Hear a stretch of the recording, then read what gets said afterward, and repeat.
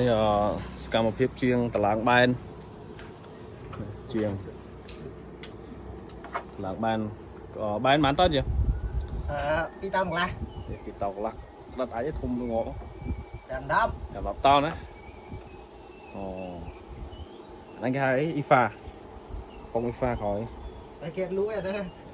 នេះគេយកមកជួសជុលកន្លែងជាងដែលមានជំនាញច្បាស់លាស់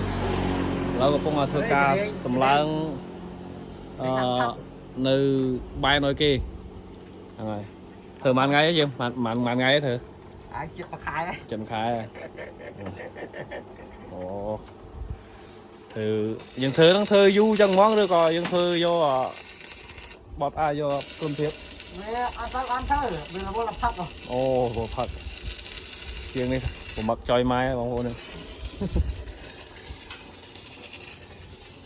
ឡើយជុកមេជាងផ្ទាល់ធ្វើអីមេជាងបាញ់ឆ្នាំ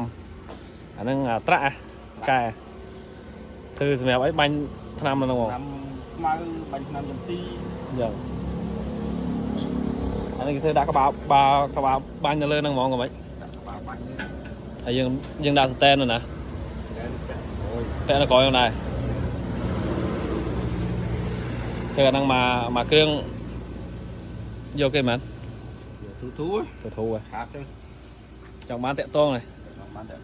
លេខទូរស័ព្ទលេខមែន097 7666 757ចង់បានមកតែមានលេខមាន Telegram ស្រាប់ខាងជំនាញខាងកាយនេះជាង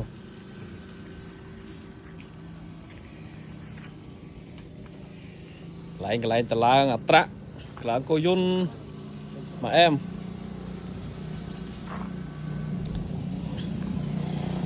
ហើយជានេះកូនជាងផ្សារចុយម៉ែ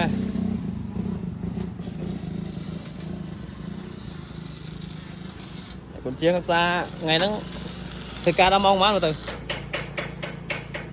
អត់ទៅហូបផឹកឡើងហើយអេដមីនមានកវល5 10កវលមាន10000ទេដែរអូខេអាចចូលរួមបានចឹងលេងដែរលេងបានតែមែនទេអេដមីនត្រេនេះឥឡូវកំពុងថតសកម្មភាពជាងកែច្នៃនិយាយទៅធ្វើការមិនកើតស្រុកខ្មែរពិបាកឲ្យជាងតែមានជំនាញច្បាស់លាស់អញ្ចឹងអែមកន្លែងនេះថាបងប្អូនចង់កែច្នៃមកត្រូវហើយហើយ